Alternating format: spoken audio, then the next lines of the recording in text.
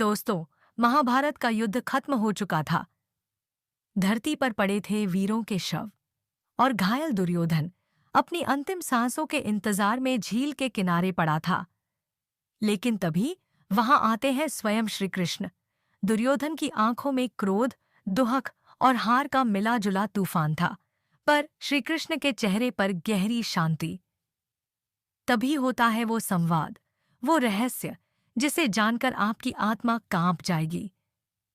क्या था वो आखिरी सच जो कृष्ण ने दुर्योधन को बताया? क्यों कृष्ण ने कहा, दुर्योधन, तू हारा नहीं, बस तुझे अपने कर्मों का फल मिला है। इस वीडियो में हम जानेंगे वो रहस्यमयी पहलुओं में छुपी दुर्योधन की मृत्यु और कृष्ण के अंतिम वचन की पूरी कथा। तो अंत तक जरूर देखना, क्योंकि ये सिर्फ कहानी नहीं, चेतावनी है। इतिहास की सबसे कड़वी सीख।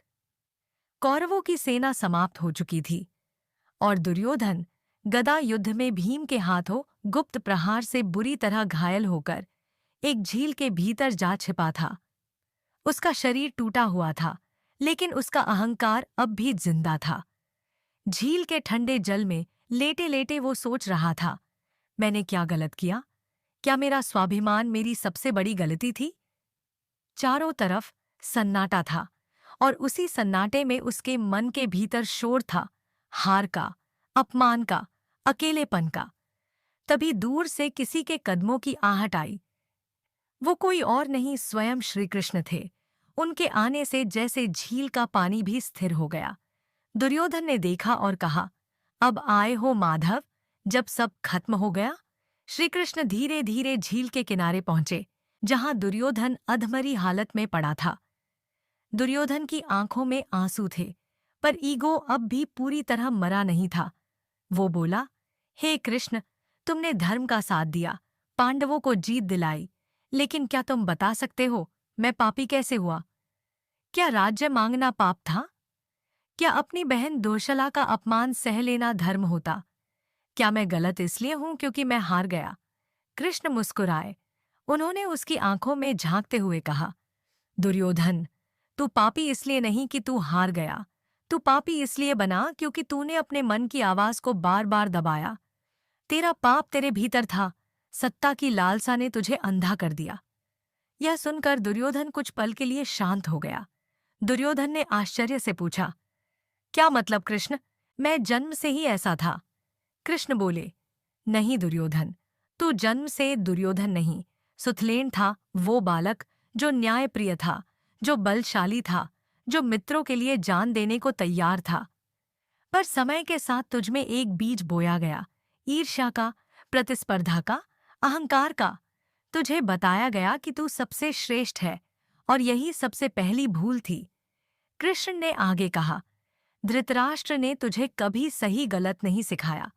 शकुनी ने तुझे चालबाज बनाया और तेरे मन ने उन बातों को ही सच मान लिया। तू बदल सकता था दुर्योधन, पर तूने खुद को खो दिया। दुर्योधन की आंखें फैल गईं। ये वो सच था जो कभी किसी ने उसे बताया ही नहीं था। दुर्योधन ने धीरे से पूछा, क्या मेरे सारे पापों में सबसे बड़ा पाप द्रौपदी का चीरहरण था? कृष्ण की आंखें गंभीर हो गईं। वे बोले, हाँ दुर्योधन, यही वह क्षण था जब तू राजा से राक्षस बन गया। एक स्त्री जो रजस्वला थी, जो सभा में घसीटी गई, जिसने तुझे भाई कहा था, तू उसकी लाज छीनने पर आमादा था, और वो भी अपनी शक्ति नहीं, कर्ण, दुशासन और शकुनी के बल पर। तेरी सत्ता की भूख ने तुझे इंसान से हैवान बना दिया। और याद रख, जब कोई नारी का अपमान करता है तो उसका नाश तय है। उसी क्षण ब्रह्मांड उसकी मृत्यु लिख देता है। यह सुनते ही दुर्योधन की आंखों में दर्द के साथ पश्चाताप की एक हल्की सी झलक दिखाई दी। दुर्योधन की सांसें अब कुछ भारी लगने लगी थीं, लेकिन उसका मन अभी भी सवालों से भरा था। वो बोला, क्या मेरे अधर्म ने मुझे मारा? कृष्ण शांत स्वर में बोले, नहीं दुर्योधन, तुझे अधर्म ने नहीं, तेरी अजिद ने मारा। तू धर्म को जानता था, लेकिन तुझे स्वीकारना नहीं आता था। भीष्म ने, द्रोण ने, विदुर ने, यहाँ तक कि गांधारी ने भी तुझे चेताया, पर तू सुनता नहीं था। तेरी जिद इतनी मजबूत थी कि तूने अपने अपनों की बातों को भी अनसुना कर दिया।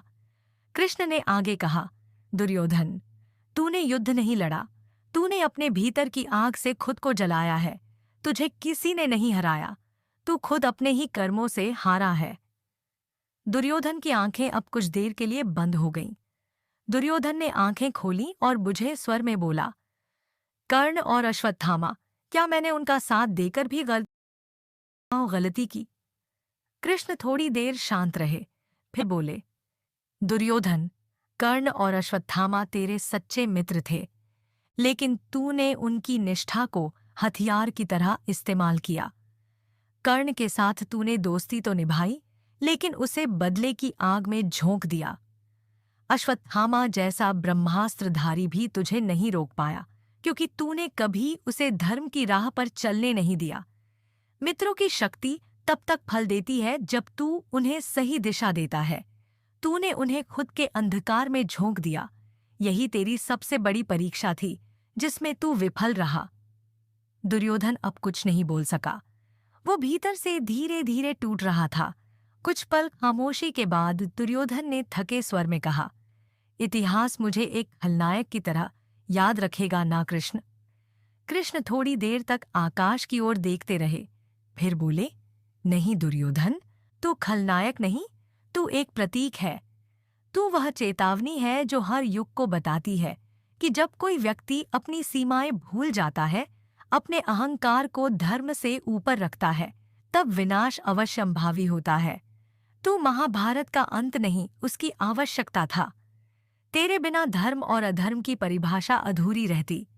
तूने पांडवों को मजबूर किया कि वे अपने भीतर के क्षत्रिय को जगाएं। तूने श्रीकृष्ण को वह मार्ग दिखाया जिसे कलयुग तक समझाया जाएगा। दुर्योधन की आंखों में पहली बार एक गहरा मौन उतर आया। दुर्योधन की सांसें अब थमने को थीं।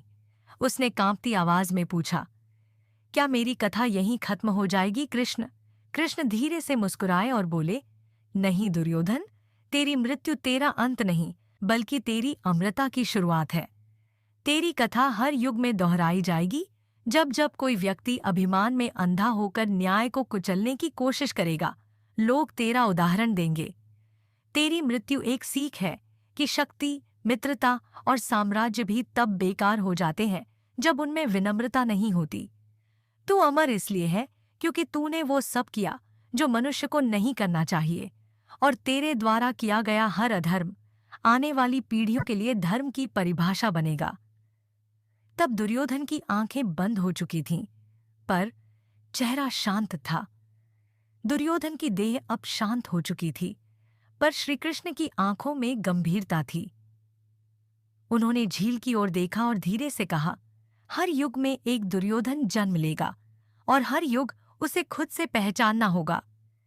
आज भी हमारे भीतर कहीं न कहीं एक दुर्योधन छुपा है, जो कभी अहंकार करता है, कभी सही को जानकर भी गलत का साथ देता है, कभी रिश्तों से बड़ा अपना स्वार्थ समझता है। महाभारत का युद्ध खत्म हो गया, पर उसका संदेश आज भी जीवित है। तो अब सोचिए, क्या हमारे भीतर का दुर्योधन जागा हुआ है? अगर ये जानकारी आपके अच्छी लगी हो, तो इस वीडियो को लाइक, कमेंट और सब्सक्राइब जरूर करें। धन्यवाद। जय श्री कृष्ण।